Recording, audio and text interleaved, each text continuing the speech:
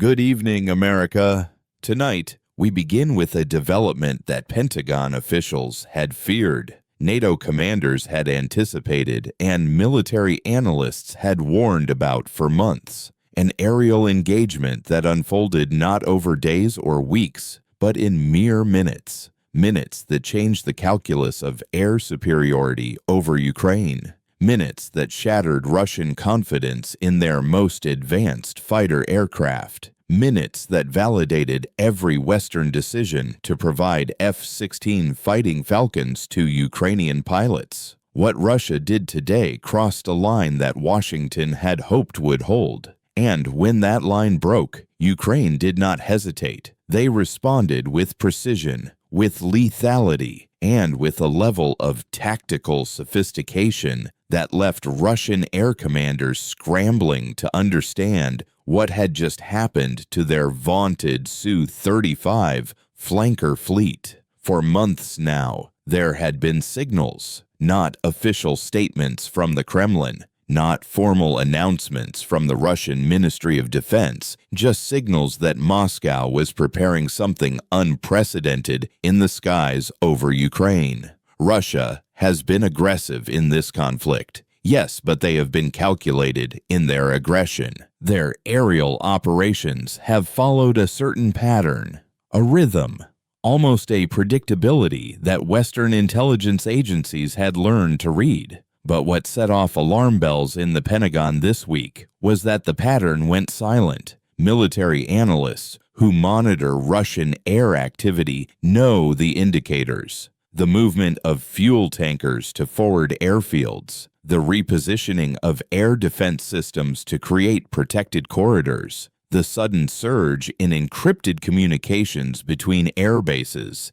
the unexpected arrival of elite pilot squadrons from training facilities. All of that went quiet. And whenever Russia goes quiet in the air domain, it means something is about to get very loud on the battlefield. Early Tuesday morning, NATO AWACS aircraft detected what they described as an unprecedented concentration of Russian fighter activity, including Su-35s Flanker E aircraft that had not been deployed in such numbers in over 18 months of conflict. These are the kinds of assets that Russia only commits when they are signaling something very specific: escalation, intimidation, or preparation for a major offensive operation. Western observers did not know which category this fell into, or whether it fell into all three at once. But what they did know was that Russia was changing its air posture, and when a nuclear-armed adversary shifts air posture without explanation, even by small measures, every intelligence agency in NATO pays immediate attention. The Su-35s represents Russia's most capable operational fighter aircraft. Not the prototype Su-57 that exists in limited numbers, but the workhorse of Russian air superiority doctrine, equipped with thrust vectoring engines, advanced radar systems, and long-range air-to-air missiles. The Su-35 was designed specifically to counter Western fourth-generation fighters. Fighters exactly like the F-16 seconds that Ukraine had just received from its Western partners. The warning issued by the Pentagon tonight was not normal. It was not routine. It was not symbolic. It was urgent. Official after official emerging from classified briefings described Russia's aerial deployment as provocative, deliberately escalatory, and perhaps most importantly, operationally reckless in ways that suggested desperation rather than confidence. But intimidation through air power only works if the target hesitates. Ukraine did not. In fact, their response today was among the most decisive aerial engagements we have witnessed in this entire conflict. Here is what we know. Within 45 minutes of detecting the Russian fighter surge, Ukrainian Air Force Command scrambled F-16 AM fighters from dispersed airfields across western Ukraine. These were not the older Soviet-era aircraft that Ukraine has been nursing through this war. These were American-designed, NATO-upgraded fourth-generation fighters, aircraft that Ukrainian pilots had trained on for over a year in preparation for exactly this moment. Aircraft equipped with AM-120 AMRAAM RAM missiles, advanced radar warning receivers, and electronic warfare capabilities that Russian intelligence had desperately tried to assess before this confrontation arrived. Tonight, Ukrainian military officials confirmed that their F-16 squadron engaged Russian Su-35 fighters in what became the largest air-to-air battle over Ukrainian territory since the opening weeks of this war. The engagement occurred over the Zaporizhia region, where Russian ground forces have been attempting to regain initiative after months of costly failures. Ukrainian F-16 seconds operating with support from ground-based radar and NATO AWACS, providing situational awareness, detected the incoming Russian formation at ranges exceeding 100 kilometers. They engaged before Russia could establish air superiority. They fired first. They maneuvered with precision that reflected months of intensive Western training. They exploited every advantage that American-designed avionics provided over Russian systems. In other words, Ukraine targeted not just Russian aircraft, but Russian assumptions about aerial dominance. The technological edge that Moscow believed would neutralize Western fighter transfers. This is what made the Pentagon's warning so urgent. Russia's decision to commit Su-35 seconds in force was not just symbolic, it was operational. It represented the kind of escalation that could have established Russian air superiority if left unchallenged. And Ukraine, understanding that fully, responded with force, not recklessly, not impulsively, but with tactical precision that maximized their technological advantages. They did not engage in close-range dogfights where Russian thrust vectoring might provide advantages. They did not allow Russian pilots to close within visual range where numerical superiority could matter. They engaged at beyond visual range distances where American missiles and fire control systems demonstrate overwhelming superiority. They exploited Western electronic warfare capabilities to degrade Russian situational awareness. And here is where the story becomes even more significant for understanding this conflict. Intelligence analysts now believe that Russia's fighter surge was designed to test the combat effectiveness of Ukrainian F-16 operations after months of uncertainty about how successfully Ukraine had integrated Western aircraft into their force structure. Moscow wanted to see whether Ukrainian pilots would hesitate, whether Western training had produced competent aviators, whether the F-16 seconds would perform as advertised or reveal vulnerabilities that Russian planners could exploit. But instead, the opposite happened. Ukraine did not hesitate. They engaged with confidence and tactical sophistication that was so precise, so coordinated, that even Russian air commanders noticed. You do not get the Russian aerospace forces' attention easily. But today, Ukraine absolutely did. Senior defense officials speaking with media under anonymity described Russia's tactical shift as a probing action, a way to assess Ukrainian capabilities while demonstrating continued Russian air power. But Ukrainian F-16 pilots proved today that they remain both capable and lethal. Their missile engagements were not only accurate, they were sequenced so precisely that Russian pilots found themselves defending against multiple simultaneous threats. That sequencing matters because it shows Ukrainian pilots have internalized Western air combat doctrine. It shows that Ukraine is not merely operating donated equipment. They are employing it as integrated weapon systems with the training and tactical judgment to maximize combat effectiveness.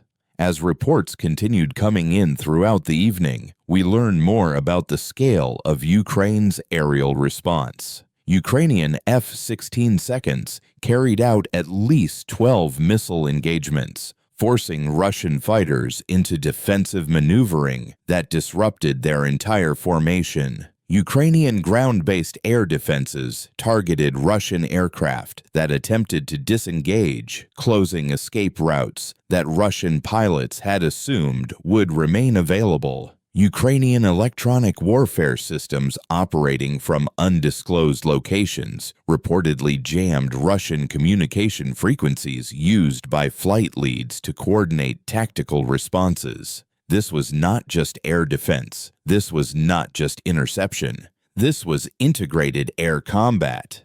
This was combined arms warfare in the aerial domain. And combined arms integration is the one thing Russia has struggled to achieve since the opening days of this invasion. For every aerial advantage they have attempted to establish, Ukraine has countered with something that complicates Russian planning and imposes costs that Moscow cannot easily absorb. Remember, Russia thought their Su-35 seconds would dominate Ukrainian airspace once committed in force. They thought F-16 transfers would take years to become operationally relevant. They thought Ukrainian pilots trained in Soviet-era tactics could not adapt to Western aircraft and doctrine. They thought numerical superiority in fighters would translate into air superiority regardless of technological differences. But tonight, the exact opposite is happening.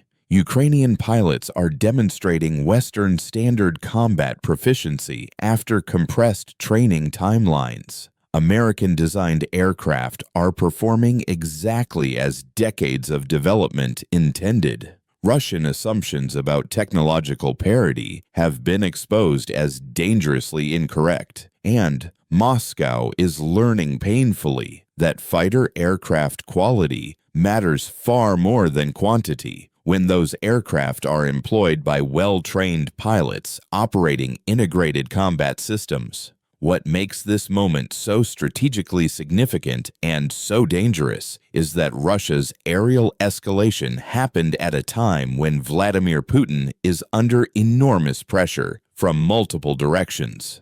Russian military hardliners want more aggressive action to break the stalemate. Russian oligarchs want economic relief that requires ending Western sanctions. Russian families want their sons returned from a conflict that has cost far more than promised. Russian defense industries want validation that their weapon systems perform as advertised. Putin is balancing these demands while managing a ground war that has failed to achieve any strategic objectives in over a year. And when leaders in that position make sudden military moves, they are not doing it from strength. They are doing it from pressure. They are doing it from vulnerability. They are doing it because domestic political needs require demonstrating capability, even when that demonstration risks exposing weakness. The Pentagon's assessment, now being distributed to NATO allies through official channels, was designed to signal that Washington is not willing to allow Russian air escalation to succeed.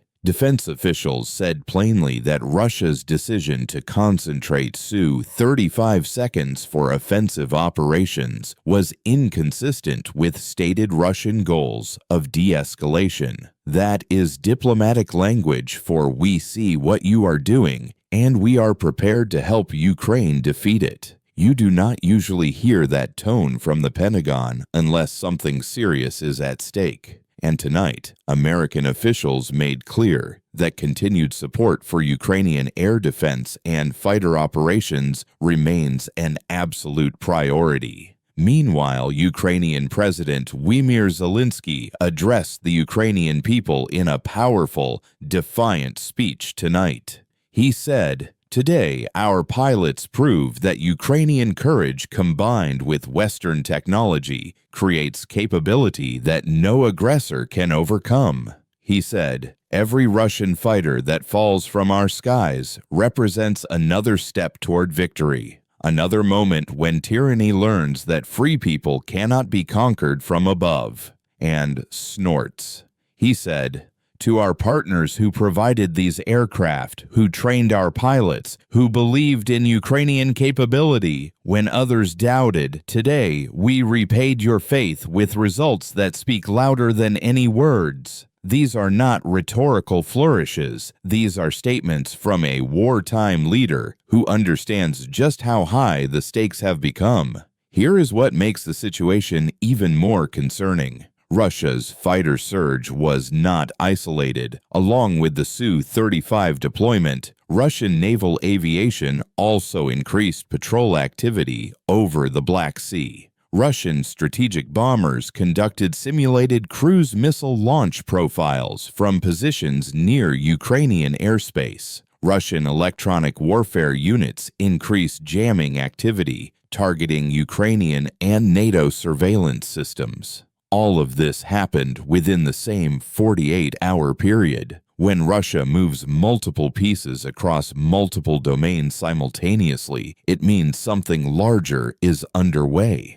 Whether that something is genuine offensive preparation or elaborate intimidation designed to test Western resolve, the operational implications require serious response. Military analysts are now considering several possibilities. One is that Russia is preparing a major spring offensive and wanted to establish air superiority before committing ground forces. Another is that Russia is attempting to demonstrate continued military capability to domestic audiences despite battlefield setbacks. A third possibility, the one worrying officials the most, is that Russia is attempting to establish escalation dominance, creating conditions where Western nations might hesitate to provide additional support for fear of provoking further Russian response. But today, Ukraine took that card off the table. They did not wait for permission. They did not request NATO intervention. They did not allow Russian fighters to establish dominance unchallenged. They engaged with the weapons and training their partners had provided, demonstrating that escalation produces Ukrainian response rather than Ukrainian retreat. What we are watching now is a test of resolve. Russia wants to see whether air escalation can fracture Western support. Ukraine wants to show that Western equipment produces results that justify continued investment. NATO wants to prevent Russian air superiority that could change ground warfare dynamics, and Washington wants to prevent this conflict from expanding while ensuring Ukrainian military success. All of these objectives collided today in the skies over Zaporizhzhia. Tonight, we have heard from intelligence officials who are now monitoring Russian air bases for signs of how Moscow will respond to today's losses. They say Russian military channels are experiencing confusion about how the engagement unfolded so badly. They say Russian pilots who survived the engagement are reporting that Ukrainian electronic warfare capabilities exceeded expectations. And they say Russia's decision to commit Su-35s in force likely reflected confidence that is no longer justified. But Ukraine is not resting on today's success. In fact, Ukraine is dispersing aircraft, rotating pilots, and preparing for continued Russian attempts to achieve the air superiority that escaped them today. Their response today, precise, lethal, and operationally sophisticated, sent a message to Moscow that the skies over Ukraine will not be conceded. And it sent a message to Washington that F-16 transfers produce exactly the results that advocates promised. As the night goes on, we expect more details to emerge about exactly what Russia hoped to achieve with today's fighter surge. But what we do know is that Ukraine's response was timely. It prevented Russian air superiority. It validated Western training and equipment transfers. And it demonstrated that Ukrainian military capability continues to grow, despite Russian efforts to overwhelm through escalation. What happens next will depend on what Russia does in the coming days. If they accept today's outcome and reduce aerial aggression, this moment will be remembered as the day Ukraine established credible air defense capability. If they escalate further, Ukraine and its Western partners have already shown they are prepared. They have shown they are ready to respond. And tonight, for the first time in months, Russian air commanders appear to be reconsidering assumptions that guided their planning. The airfields near Ukraine's borders are quiet, too quiet. And when Russia is quiet after a defeat, it means they are calculating. It means they are choosing their next move carefully. Because tonight, Russia learned something. They have been forced to learn repeatedly throughout this conflict. Ukrainian pilots are not inferior. Western equipment is not overrated, and underestimating Ukrainian determination remains the most dangerous mistake Moscow can make. This story is far from over, but tonight, one thing is clear. The F-16 works, Ukrainian training works, and Russian air superiority remains a fantasy rather than an operational reality. And we will be here watching every detail as the next phase of this aerial confrontation unfolds.